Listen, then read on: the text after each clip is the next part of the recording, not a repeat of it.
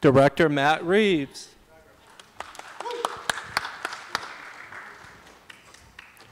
Producer Dylan Clark.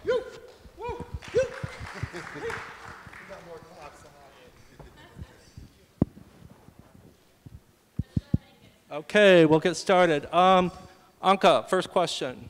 This is for Matt. Hi, Matt. Hi. I would like to talk to you. You've done apocalyptic movies before, but what was your specific vision for Dawn of the Planet of the Apes? Yeah, it's interesting because to me, even though the movie deals with the viral apocalypse that comes from the end of the last film, the movie is not a post-apocalyptic movie. What it is it's a story that starts in the world of apes.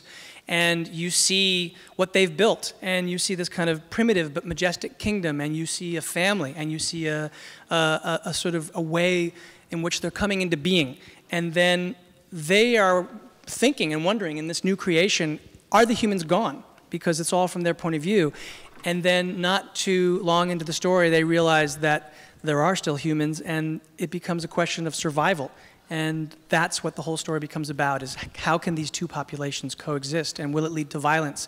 And so in that sense, I really don't think it's strictly a post-apocalyptic movie. That's just an aspect of one part. That's what it looks like in the city.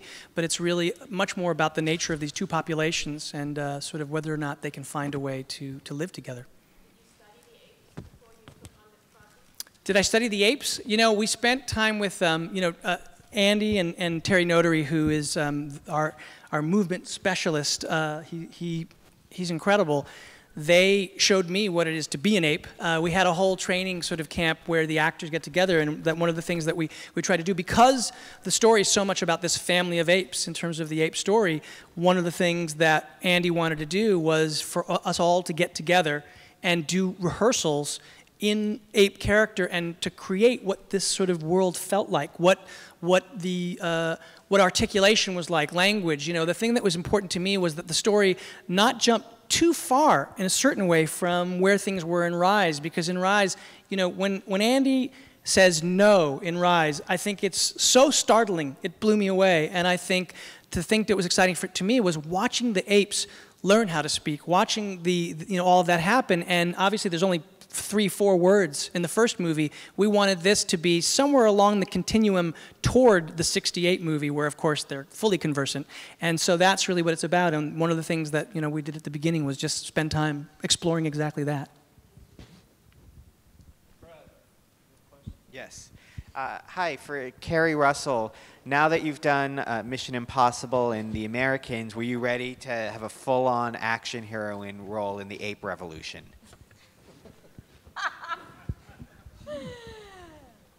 Am I a full action hero in this? Damn straight. Absolutely. Yeah, that's right. Very Laura Croft. No. Very. Yeah. That's so what Matt does, Laura Croft. What she is what we try to do is to tell a story about all of these characters in a way that, even though there's grand action in the story, and she does have to do some grand action in the film, it's really about the thing that was exciting for us about it, and the thing that blows me away about the first movie, and why I was so excited to do the movie and work with Andy, was that it's really about character. And the reason that Jason is here and the reason that Carrie's here is because we wanted characters who had the level of depth that Andy brought to the first film. And so, she brings some action, but really she's here because she brings a lot of character and depth. I climbed that ladder down fast. I was fast, wasn't I? Pretty fast, yeah. Pretty fast. I wasn't that fast. But no, it is what Matt said. I mean, it's more of an emotional story, I feel.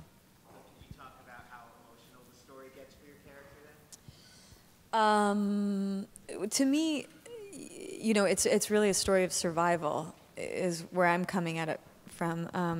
And the thing I sort of was reading a little bit about before I started was kind of more this woman, this war journalist, like someone who's been through war and has lost a lot of people. And I think that's sort of where my character is. You've lost so many people that you love and that are dear to you, and then you're just trying to create an existence from that, at that place, and then trying to survive. And I think that's the great thing about the ape community as well. They're just trying to do the same. And that's where the story meets. Thank you. Ali from Empire. Hi there. This is just a general question about whether we'll see overt references to previous Apes films, or will it be trying to forge its own path? Well, let's put it this way. We don't do it in a sort of winking way. There is a reverence to, first of all, the franchise is something that, as a kid, I was obsessed with. I wanted to be an ape. I mean, we all love those movies so much. But what was done so brilliantly, what they did in Rise, was to take it and you know, they call it a reboot, a reinvention. I always wanted to be a gorilla when I watched the first movie. And what was amazing about what Andy did and Weta did and Rupert did and what Dylan did in Rise was that you did become an ape.